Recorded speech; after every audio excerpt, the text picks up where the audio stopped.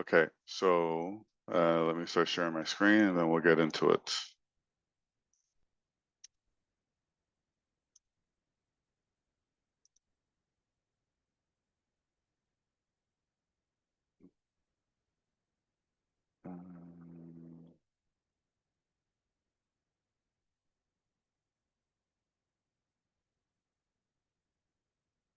Okay, so we start with land acknowledgement. We acknowledge we are hosting the lands in Mississauga of the Anishinaabe, the Haudenosaunee Confederacy, and the Wendat. We also recognize the enduring presence of all First Nations, Métis, and Inuit people.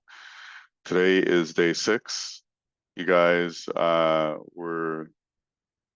a test to do yesterday, which was day 5, which is Unit 1 test. I'm going to show you guys that I'm looking in the drop box. I only have 25 out of 45. I'm going to ask this question. Who in this Zoom did not submit? Type in the chat. I need to see. Who didn't submit?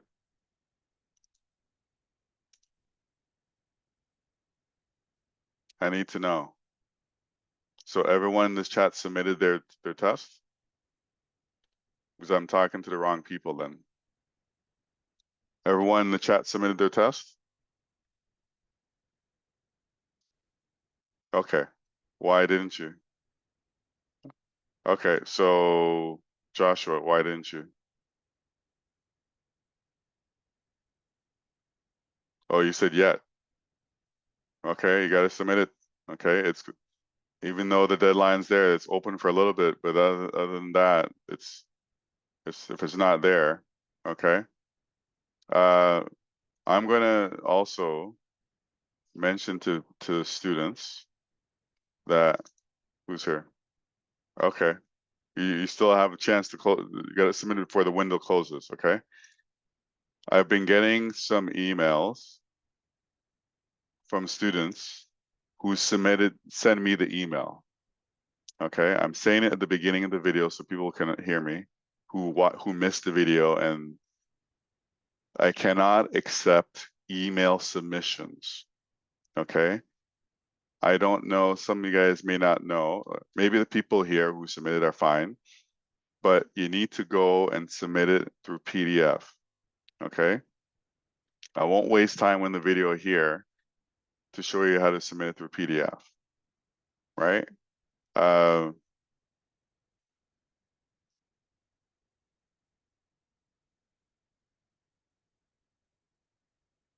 Yeah, you can scan it and to turn into PDF.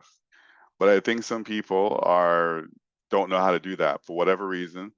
And when you submit, you can only submit one file, right? So some people don't know how. I don't know why, but if you take an online course, this is sort of something you need to know, right? You need to not send me a bunch of pictures because it doesn't work that way. It only accepts one PDF, one file per drop off. Okay.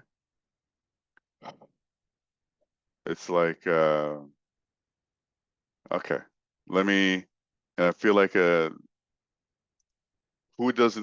in this call, in this Zoom does not know how to do it? So I'll demonstrate it. Who does not know how to submit?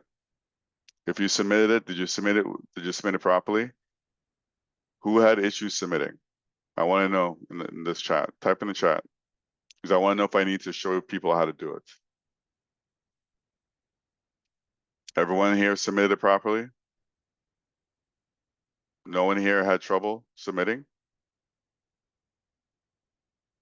I'll go back and check and see who did submit. And if you're on the call didn't answer, you're not helping yourself. Okay, so I assume everyone here the 16 people who made it know how to submit. Okay, know how to make a PDF. So I won't waste you guys' time because you guys know how to do it, and the people who didn't know how to do it somehow are not here. That's probably another reason why they're not doing well in submitting, because they don't watch the video. Anyways, so let's move on because we got to keep moving on. I'll address those people afterwards. So today is August 8th, day 6. This is the last day for Unit 2. What does that mean? If it's the last day for Unit 2, that means Unit 2 test will be tomorrow. Okay?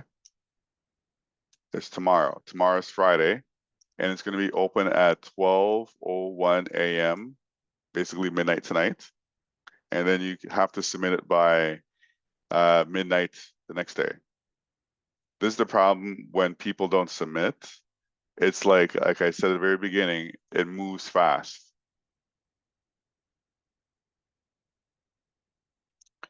Submit it as soon as possible, okay?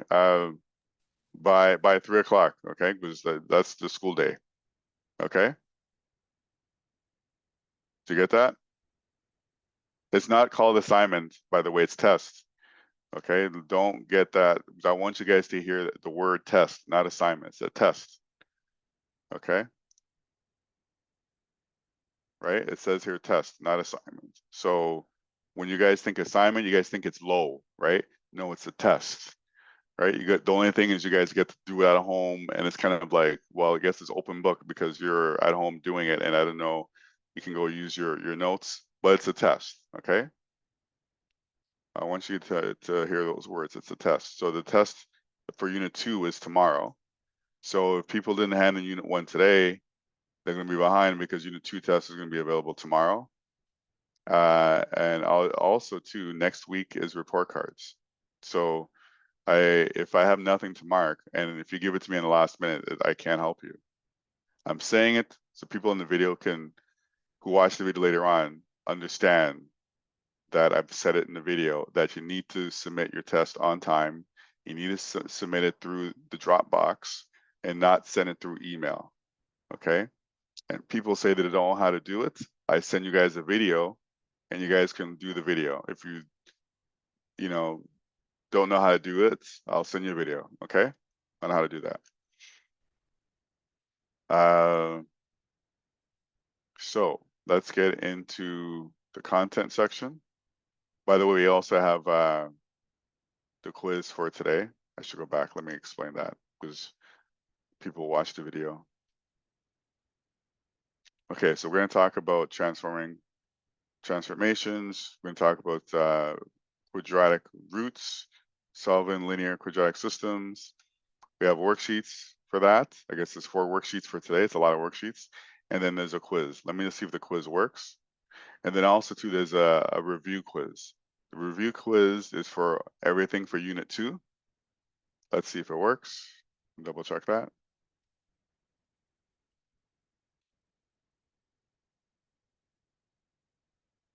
Okay, the review quiz works. Okay.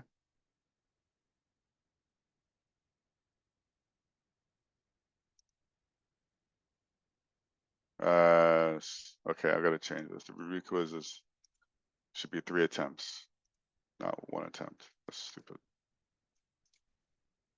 Okay.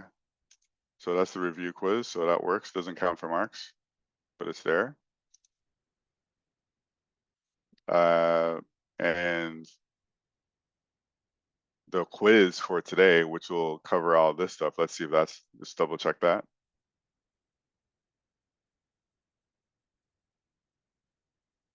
Okay, my bad. You know what I need to do? I haven't even got into the content yet. So let me come out.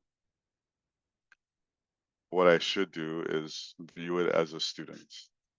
So I'm going to view it as a student. That way I know it works for you. Okay. So viewing it as a student, here's your quiz, review quiz for Unit 2. Yes, it's there. It works. And let's look at the regular quiz for this stuff here. All this stuff is on a quiz for today, which is due also today by midnight. Okay. It's available. It's due today by 11:59 p.m. Okay, you guys can see that. And you got 4 worksheets. So let's get into it. Okay.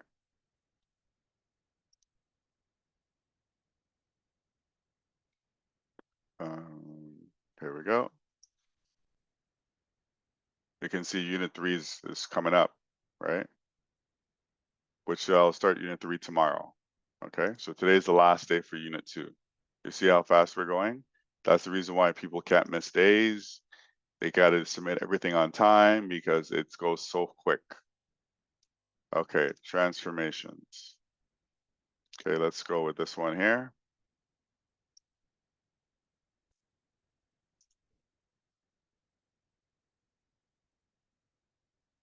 As an engineer, I tend to over-explain things. Grammarly is an AI Give me writing a partner that second, helps you so write in a get more through the eloquent and commercials. impactful way. The best thing about it is how well it integrates into almost every app.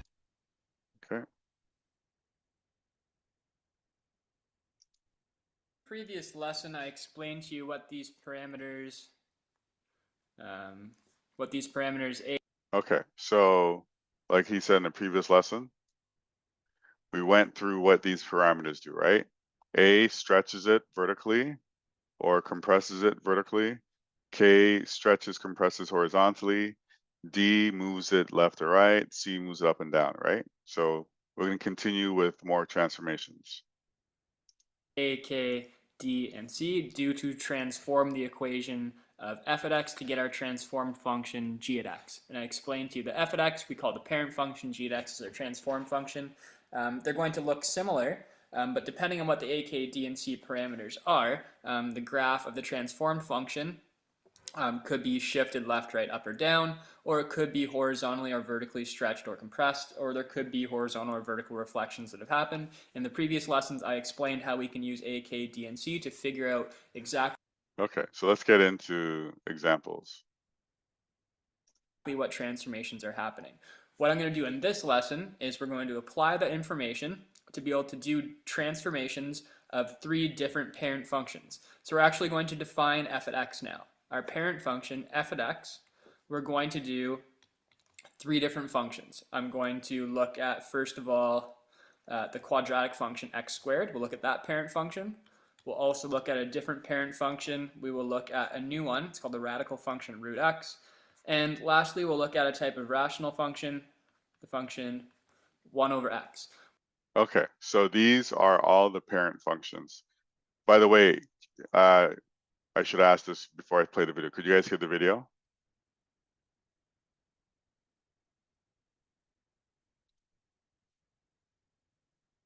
Could you guys hear the video? Okay. Okay, so these are the parent functions, right? So now so this f of x, you can see it's this transformed. It's basically you're transforming a parent function based on, and then it's going to give you the transform function. Okay, so these will transform these parent functions, and that's what this lesson is about. Okay. We'll look at what do these 3 parent functions look like, and how can we apply our knowledge of the parameters a, k, d, and c to do transformations of these 3 parent functions. So let's get started. Let's start off with the quadratic function f at x equals x squared. Okay, so looking at this one here, right, we're going to look to see what has been transformed, right? So this is the parent function right here. And when you look at this is a transform function. Well, this is here, but you're transforming the parent function, which is the f of x, which is this. So you're looking at your k is equal to a half. Okay.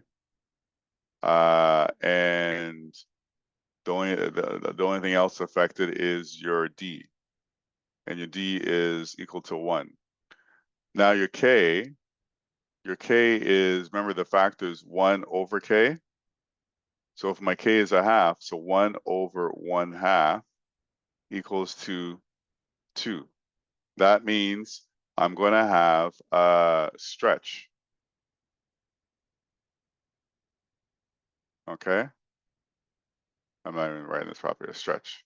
So I'm going to have a stretch on the horizontal. And so my k, so that means my my x is going to double, okay? And then also too, it's gonna increase by 1 because this d, when it's 1, acts on the x-axis, okay? So my x is gonna double and increase by 1. Nothing's gonna happen to the y, okay? And that's how, and then you basically plot that, your parent, or you get your x and y for your parent function, and then you transform based on what happens to the x here, okay? So I'm gonna play the video and you'll see that. So if the parent function is f of x equals x squared, let's graph the transformed function g at x, which is equal to f of x, but with parameters k equals -1/2 and d equals 1 applied to the parent function x squared. So before we apply the transformations, let's just have a quick reminder. What does the function f of x equals x squared even look like? What does the parent function look like for f of x equals x squared? And remember, f of x is just Just remember, I forgot to mention it was a minus, so that also reflects it about the y-axis, okay? So he's gonna continue. So this is what he's doing right now. He's coming up with the parent function, right? So the parent function, and then I was gonna graph it, right? So let me go one at a time. Let's go a little bit quicker here. So he's graphing it, right? Okay, let me go back a little bit. So he comes up with the plots. Okay, remember what I said? I said that your x is going to be multiplied by 2. You're going to add 1, but actually we multiply by -2. Okay, and then you're going to add 1 to it. So that's what he's going through. He's going through this table here. So as he goes through this we get table, what our parent function looks like. And you should be really familiar with this parent function. You worked with it all last year in grade 10 math. And we've worked with it already in this course as well. so the parent function obviously is a parabola, so we know that. And here is, if I connect this with a smooth curve, there is the graph of my parent function, f of x. So I'll label it f of x. We know that this is the function x squared. That's what our parent function looks like. Now what we need to do is graph the transformed function g at x, which is equal to f of x, right, but with our parameters k and d being applied to it. So if you remember back to the last lesson, I think k is the most difficult transformation to do. K is going to tell us that in this case, it's going to be horizontally stretched by a factor of 1 over the k value. So 1 over 2, which is going to give us it's going to give us a horizontal stretch by a factor of 2. We always flip the k value. Like I said, the k value is equal to 2, right? I showed you that previously. Okay, so. So horizontal stretch by a factor of 2. And then we have to do Okay, so a horizontal stretch by a factor of 2. And then it's a horizontal reflection because of the minus. Okay, that means each value of x you're going to multiply by minus 2. Okay, and then that's what he's showing you there, minus 2. Each value of x is being multiplied by minus 2. And then, like I said, you're going to add 1 to the x. Okay, so x is going to be multiplied by -2 and also going to add 1. So now when you go to your table, right, your table, all the x values are going to be multiplied by 2 and you're also going to add 1 to it. So that's what he's doing there. Okay, so all the y stays the same because we had no transformations on the y. So all the y stays the same. So that's what he put there. But all the x's changed. And that's what he's going to, and it's going to change like that. So that's what he shows you there. And you fast forward, so these are all the new x values. So now you plot this new value, and that becomes your new graph, your transformed graph, I should say. So he's going to plot it. I'm going to go fast forward so you can see what it looks like. There.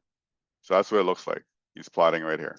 Here is our graph in red of the function g at x, the transformed version of f at x. It's been shifted 1 to the right. Notice the vertex is 1 unit right of the original one, And it looks like someone has horizontally stretched it, right? They've grabbed that blue function on either side and stretched it out horizontally. So there's the graph of our transform function.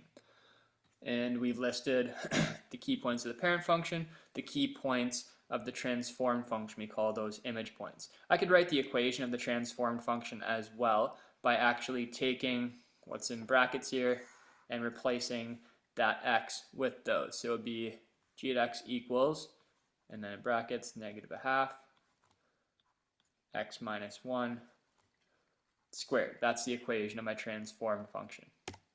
Let's do root x. So root x, the function. Okay, so root x, that is, so he's gonna graph the root x, but the transformation is still, the same rules still apply. So if we look at what we see there with the transformed transformation, you can see that there is a, oops, let me write this again. There's a, there's also a C, and then there also is, sorry, this is a D, this is a C, okay? So what I can see here with that, and it's a minus, so my Y is going to be multiplied by 2, and there's going to be a minus 2 with it, so it's going to be a vertical reflection. Okay, so all my Y is going to be multiplied by 2, and then because I have a negative C over here, that means it's going to move down. So all my Y's are going to move down by -1. So that's what's going to happen to all my Y. My Y is going to be transformed this way. Okay, I'm going to, because I have a here, I'm going to stretch it by 2, and it's going to be a negative. So that means I'm going to multiply by -2, all the Y's, and because of this C over here, I'm going to move it down by -1. With my X, since I have a D that's positive showing inside this equation here, is actually going to be minus, right? So my D is minus 3. Therefore, my X is going to be shifted by -3. So all my X values are going to be shifted by -3. Okay, so this is what our transformation is going to look like. After we come up with the table of this parent function, then you apply these transformations to those X and Y coordinates. Okay, so let me fast forward a little bit so we can get to that. Let me move this over to the side. So that's what's going to be transformation. Okay, so let us fast forward a little bit.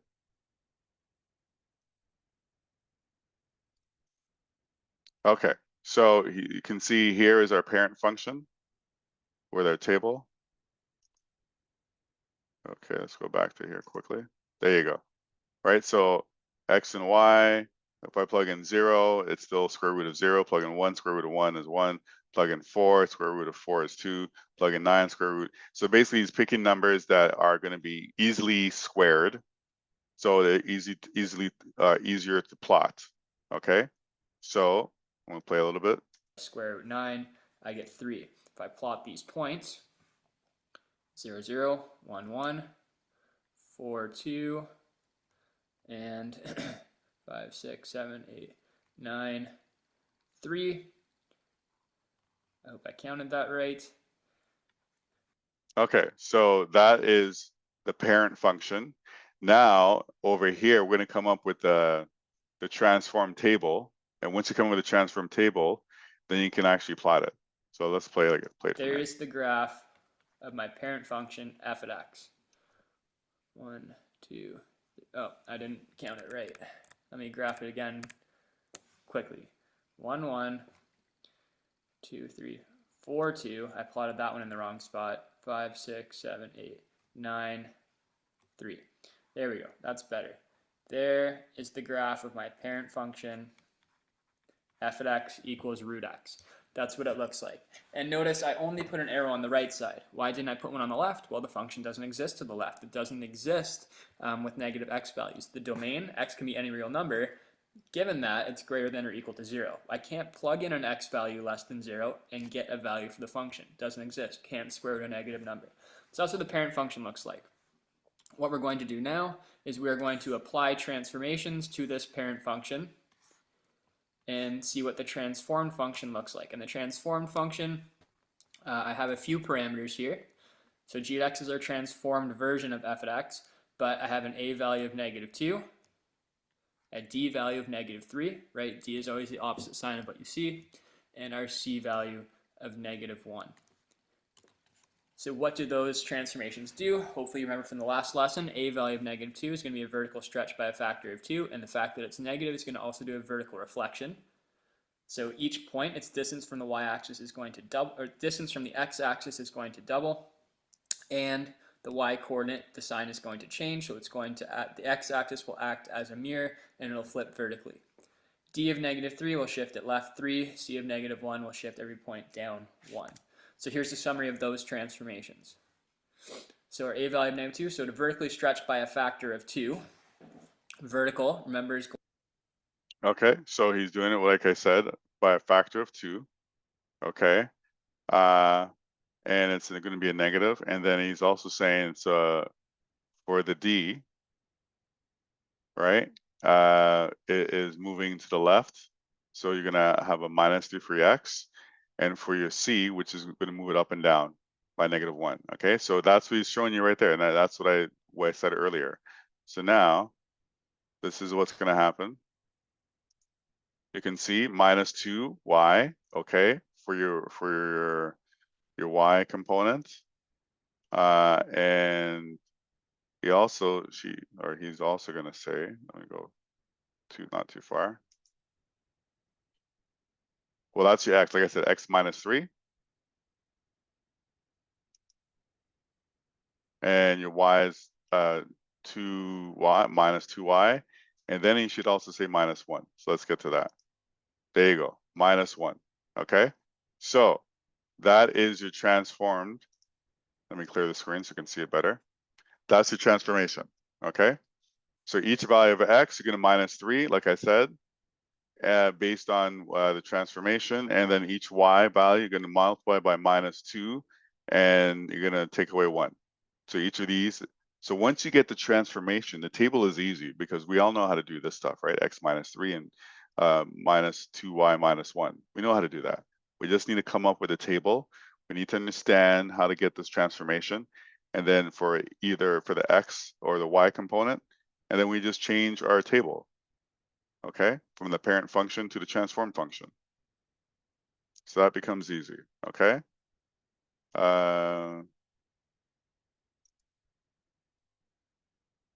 And we're coming up with the plot.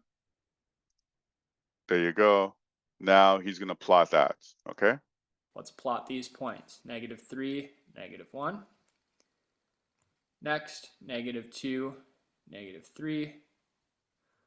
1, -5. 1, 2, 3, 4, 5. And 6, -7. 1, 2, 3, 4, 5, 6. 1, 2, 3, 4, 5, 6, 7. So here's what it looks like. Be careful where you put the arrow, right? It's been vertically reflected, which means the x-axis here acted as a mirror and it flipped across that. So the arrow is still going to be on the right. The function only exists going to the right forever. It doesn't exist to the left. If there was a horizontal transformation, so if k was negative, it would have flipped the other way and it would have only gone to the left. But there was no horizontal reflection. Okay, so that's what it looks like now. So he's going to do another example. Here's another example. And here's this example is with a rational function. So what he's going to do is come up with the graph of the parent function of this rational function here, 1 over x. He's going to come up with that table. So let him come up with that table first. Fast forward. Okay, so 1 over x equals to this. And remember, when x is 0, it's undefined, so you're going to have an asymptote at x equal to 0. So it's going to be undefined, right? He's going to put that there because your denominator cannot equal to 0. That's why x is that's why y is undefined at 0. Okay. Okay, so that's your table. So now he's going to plot it. Okay. 0.5. It's right here. -1, -1, -0.5, -2. There's one side of the function. I also have the point 0.52, 1, 1, and then 2, 0.5. So you can see our asymptote is at 0. When y is equal to 0, it doesn't exist. That's why it's going to curve and it's going to try to get to 0, but it'll never get to 0. Okay? Like your y will be close to 0, but it'll never be 0. The function actually is going to, actually before I draw it, I just want to point out the function does not exist when x is 0. X can't be 0. Okay, so there's two things. X cannot equal to 0. Okay.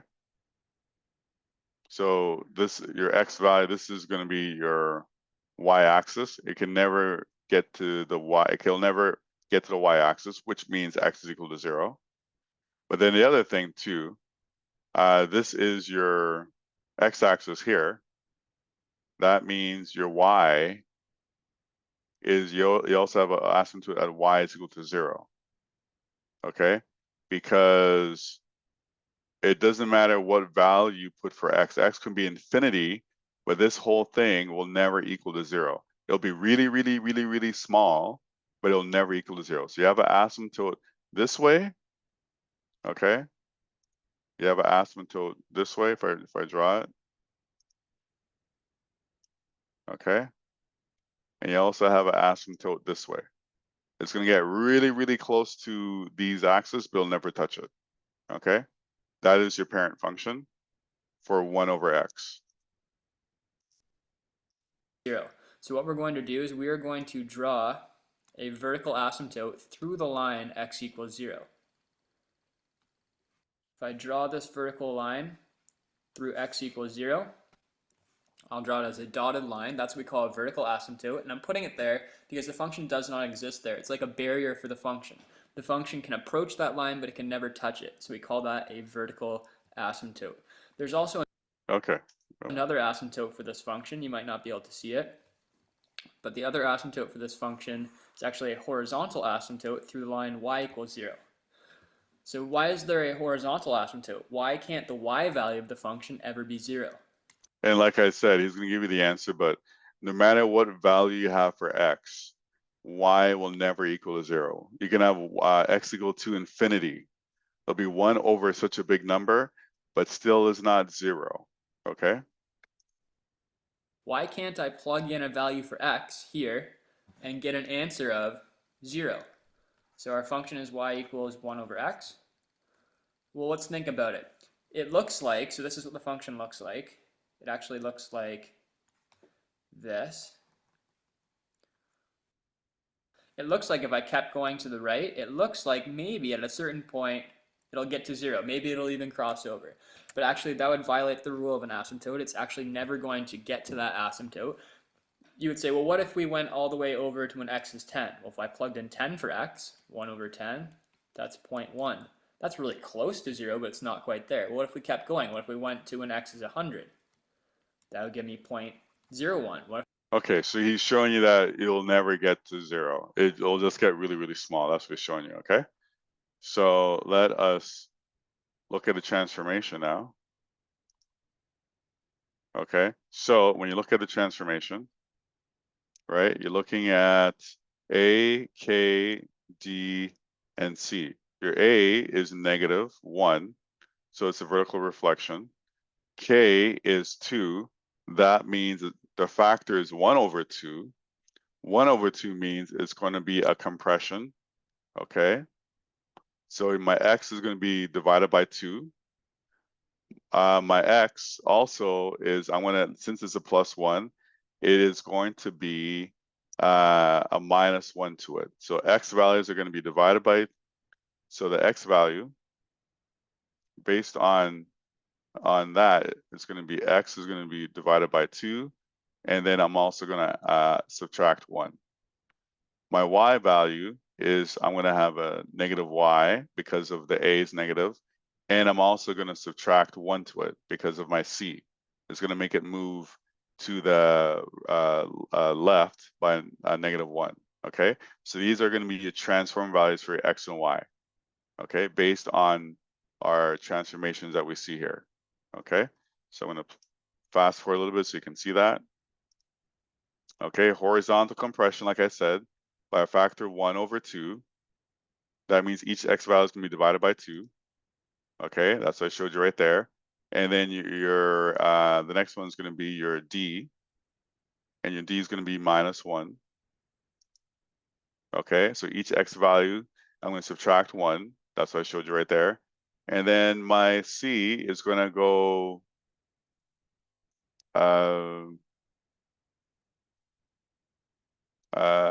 where's my c? My c is going to be -1, so it's going to shift it down. So it's going to be -1. Okay, there you go, shift it down. So what's happening to my transformation, right? I'm going to also have a -1 here for my y, and then I'm also going to subtract 1 for my y. My x, I'm going to divide it by 2, like I said, and I'm also going to subtract 1, like I said. Okay, so now you're going to put these on top of your tables, and then that will be how you get your new coordinates for x and y. You apply the transformation to the original, and you get your new values for x and y. So if we do that, let's look at the table. There you go.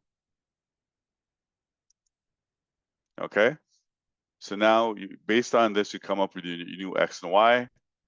Okay, and let's see what happens from here. Fast forward a little bit. Okay, here's your new x and here's your new x. Okay, now I have a new x here. There's my 0. So down here, I'm going to have an undefined over here, because now this equals to 0 for x. Over here, I can't divide by 0 here. So it's going to be undefined over here. So let's continue with, or it may not even be, it depends on where it is. Okay, because I'm looking at this, it could be, let's just, you know what, let me just play it out. It's not, doesn't mean over here, because if I plug in 0 here, this whole thing will not equal to 0.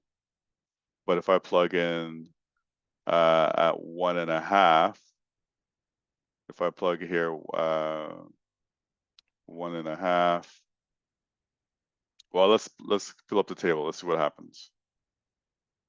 Yeah, if I plug in x is equal to 1. Oh, -1 becomes undefined. Okay, let me back it up. Let's see how you got that. 0, 2 minus 1, 1. Undefined, any operation due to undefined is just going to keep it at undefined. This just tells us where our vertical asymptote is going Okay, so that's what happens there. Our vertical asymptote didn't change. to be. 2, multiply by -1 to get -2, subtract 1 gives us -3, -2, -1.5. So these are the points for our. Okay, so your asymptote doesn't change. Okay, it's showing you for your asymptotes for your y, it doesn't change. So, and then now we have our coordinates. I'm going to plot it. Transformed function, we're going to graph it on its own graph. And just to point out, I told you it's going to have asymptotes as well, but they're going to have moved depending on what our horizontal shifting and vertical shifting has done. So we've shifted to the left 1. So you know our vertical asymptote, instead of being right through x equals 0, it's going to be through x equals -1. Oops. Okay, so our vertical asymptote, because of the shift of the -1, is going to go to the left. The vertical asymptote is going to go to the left this way. Okay. So I should use the straight line tool. And I'll do it in red this time. So it's going to be through x equals -1 because we've shifted left 1. And you'll notice our function is undefined when x equals -1. And our vertical asymptote, instead of being through y equals 0, it's going to be through y equals -1 because we've shifted down Okay, so you can see the shifts over here, the -1 over here and -1 here, applied directly to the asymptote. So because I shifted to the -1 here, my vertical asymptote that goes through the x goes this way. And then this here, my -1 that shifted for the y, applies to the horizontal asymptote. So now this is going to go down -1. Okay, y is equal to 0. That was my old asymptote. Now my y is equal to -1. It's going to come down. Okay. 1. So here's where our vertical asymptote is going to be. So now that is going to be where our the asymptote is basically is going to be where our limitations are. Okay. So it's going to have a curve somewhere there, and it's going to have a curve somewhere there. So we fast forward, you plot it. It's going to look like that. Okay. And you do the other one, plot the other one. And it's going to look like that. Okay. And that basically is our final answer. And our C value, C, is going to tell you about where the horizontal asymptote is going to be.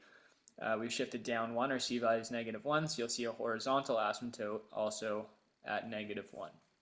The vertical asymptote. I just backed up. I want to let you see where how the vertical asymptote changes. It's based on your D, the vertical asymptote, because I said that's where you shift your X, and your horizontal asymptote is based on the shift on the C. That's what he's showing you there. The vertical D is -1, so our vertical asymptote is at -1. And our C value, C, is going to tell you about where the horizontal asymptote is going to be. We've shifted down 1, our C value is -1, so you'll see a horizontal asymptote also at -1. Okay, so that is that video. Let us continue. Let me minimize this. Escape. Okay.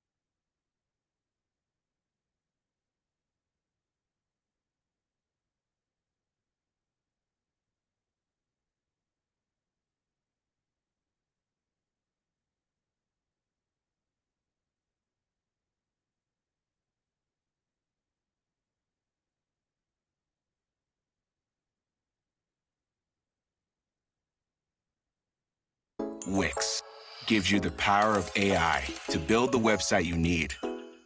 With full business.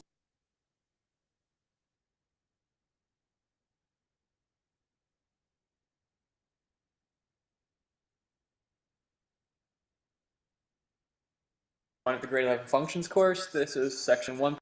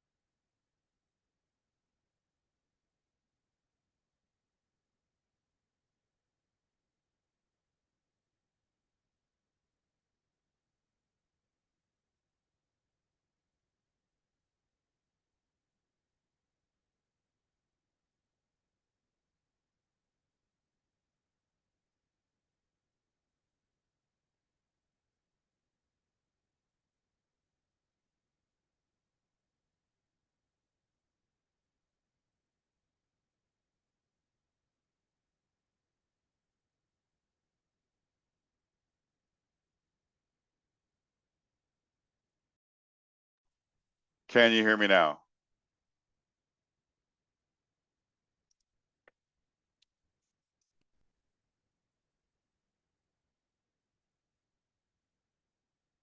Okay, you can hear me. I don't know what happened there. Testing 1, 2, 3. Okay. Can you hear me? Let me see. It seems like it's low. Am I low or high?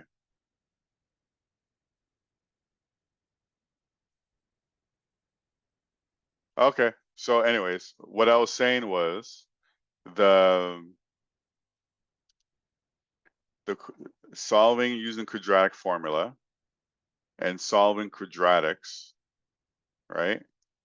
Is you guys did that in grade 10. Do you guys remember that doing that in grade 10? Using quadratic formula? Yes. So that's why I'm not doing that. That's why I'm going to skip that. But it's part of the things you need to know. So you can go back and watch the video because it's important that you do a refresher on that. And there's questions on that. Okay. Solving a linear system with a quadratic system is also grade 10. Do you guys remember that, doing that in grade 10? Some of you guys do, some of you guys don't. Okay. Well, we're going to go through some of that in this video. And this will be the last portion we're going to do today. So let's fast forward. Linear quadratic system. So what we're going to do in this section is learn how to figure out the points of intersection of where a line and a parabola meet. So solving a linear quadratic system basically is you're setting your line equation equal to your parabola equation. Okay. And basically you're going to rearrange your x and y, set it to 0, and find the value what x equals to in order for them to equal to 0. Okay. So we're gonna fast forward. There's the steps there. We'll fast forward. So when you have if you have two intersections like this, that means your discriminant, right? That's the number that's inside the quadratic formula is greater than 0. Okay. When your discriminant is equal to 0, that means you only have one point of intersection. When you have I guess a negative, that means it's undefined. That means there's no intersection. Okay. So I'm just gonna play it a little bit. He may talk about that. I want you guys to hear what he has to say also. Okay, so like I said, there are three possibilities when you solve a linear quadratic system. The line and the parabola could intersect at 2 spots, and this is called a secant line. And if you wanted to check without actually solving the whole system, and you just want to know how many solutions you're going to have, you can use your quadratic formula. Once you have your equations set equal to each other and then set equal to 0, you can check the discriminant. If the discriminant is greater than 0, you're going to get 2 solutions, meaning that the line is a secant line to the parabola, meaning that it intersects at 2 spots. If the discriminant is equal to 0. Okay, so you're saying what I just said. So let's continue.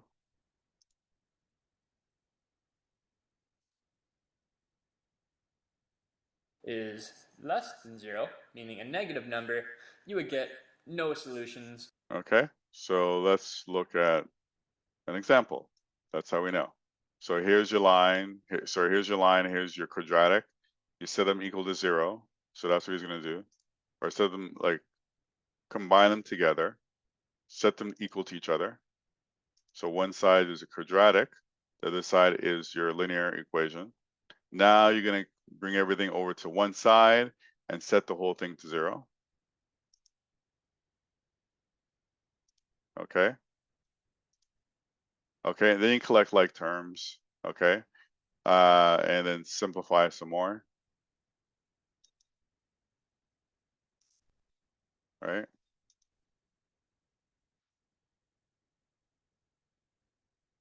Okay, so now it's simplified even further. Now you see if you can solve it.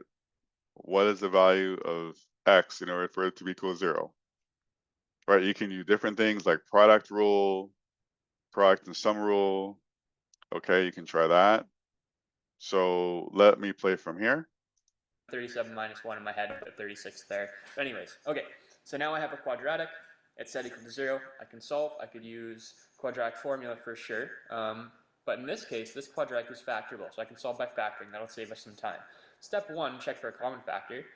3 goes into all three of the numbers, so let's take out a 3. Oh, so I need to divide. Okay, so he's gonna factor out the 3 because 3 goes into all of them. Okay, so that works.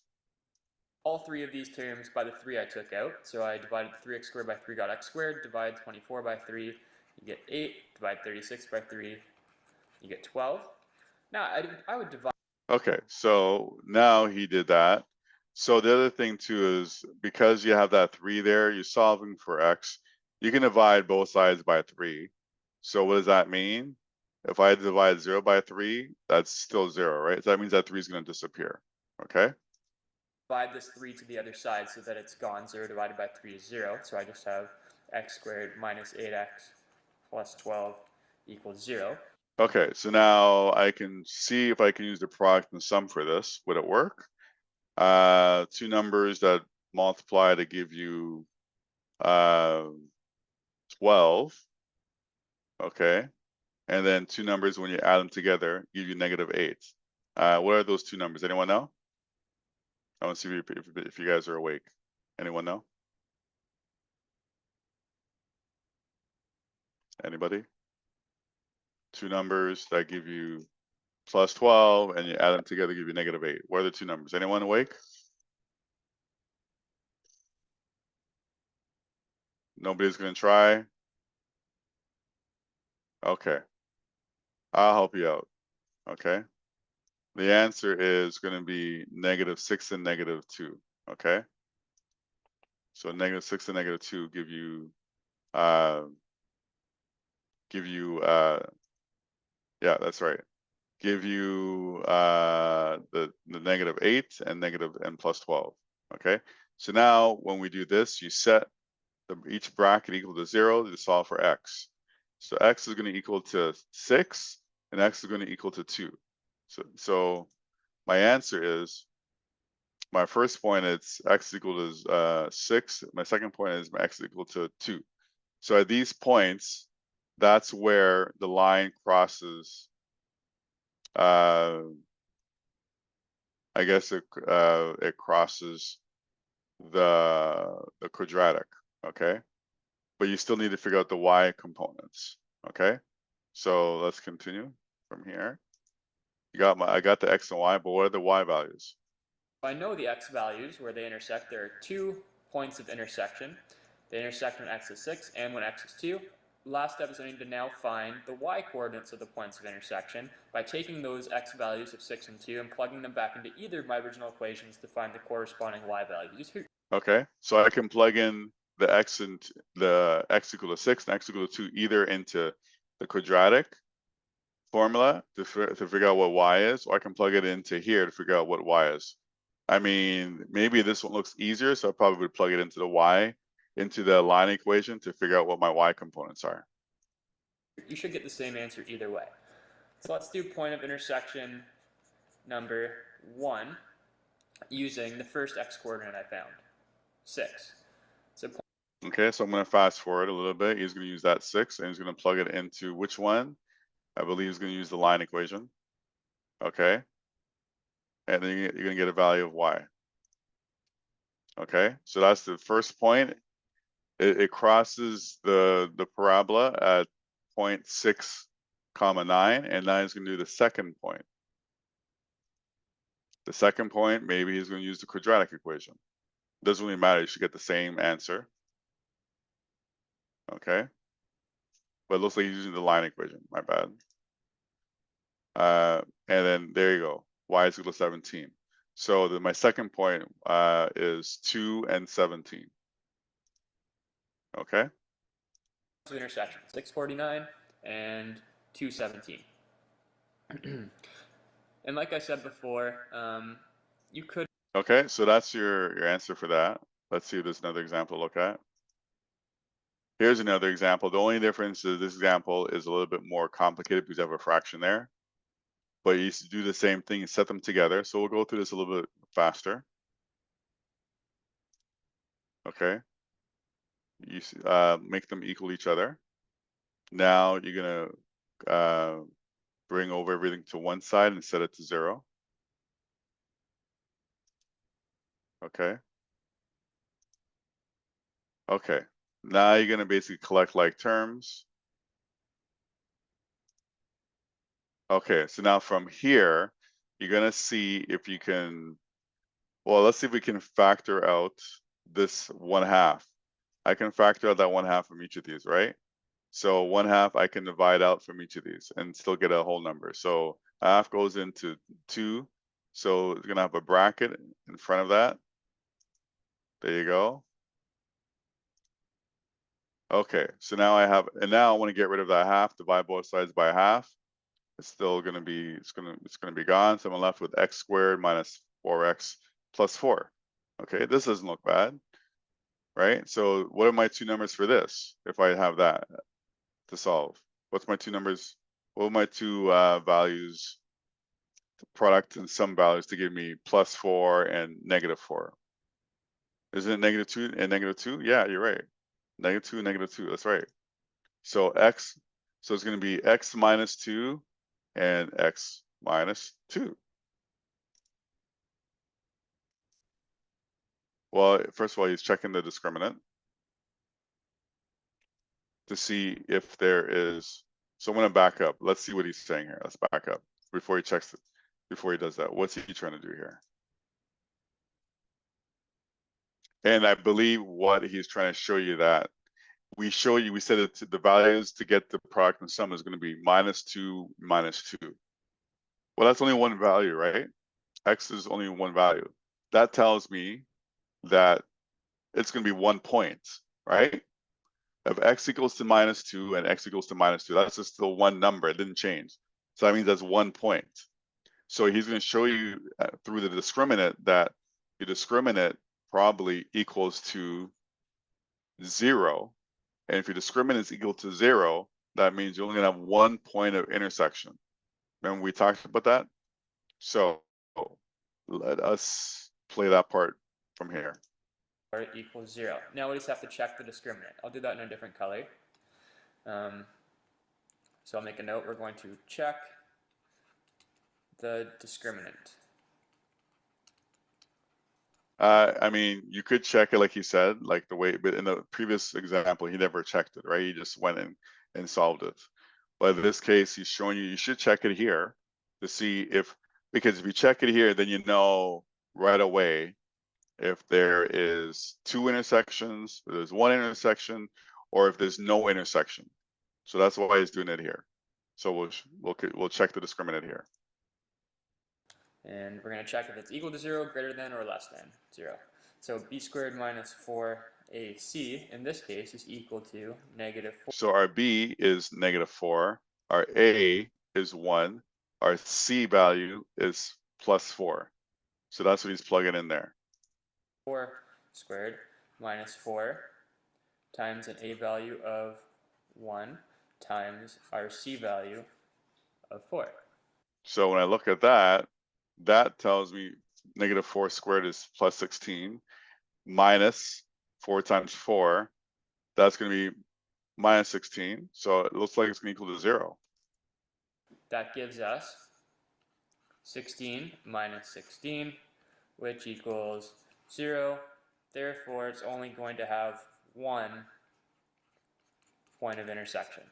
And again, that corresponds to what we said before, because if you were to solve this, the two values that you can get for x would be -2, and sorry, your product and sum is going to be -2, -2.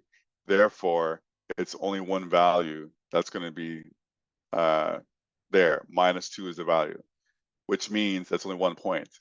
This just proved that it's just 1 point as well. Okay. Part B asks us to actually. Okay, so part B says to solve it. So I guess he's going to solve it. That same question.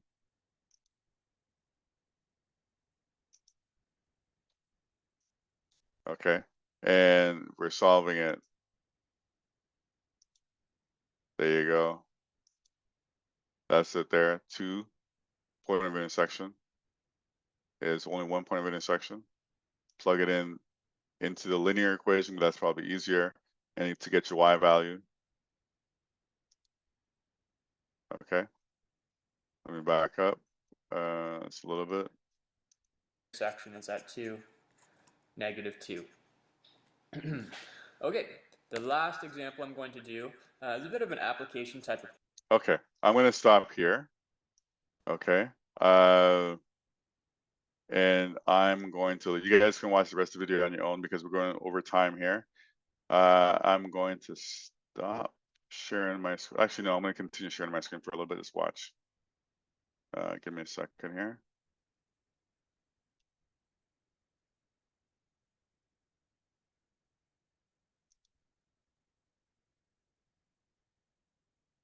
Okay, so you have the different worksheets you can do here. Remember, worksheets don't count for marks.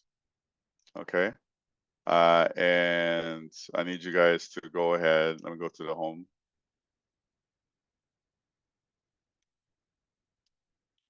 Remember what we guys got to do before you jump off the call, jump off the Zoom. Okay, so we did these things here. The zeros, we kind of talked about it. Linear, quadratic, that's still finding zeros. You have 4 worksheets just to practice. You don't have to do every question. You can just look at it to see if you understand. You got the quiz that's for this stuff here. You also have the review quiz because tomorrow, like I said here, tomorrow, you guys are gonna do from midnight tonight at 12:01 a.m. You're gonna do unit 2 test, okay? And it's gonna be due the following midnight, okay? So please work on, do the practice questions, review. You get 3 chances, okay? It doesn't count for marks. Make sure you do the quiz, and then for those of you who did not submit the test yesterday, you have until 3 o'clock today to submit it, okay? So please work on submitting the test today immediately if you didn't do it yet. Okay, guys, I'm gonna stop sharing my screen, and I hope you have a good rest of the day, and I'll see you guys tomorrow. Have a good day, guys. Bye.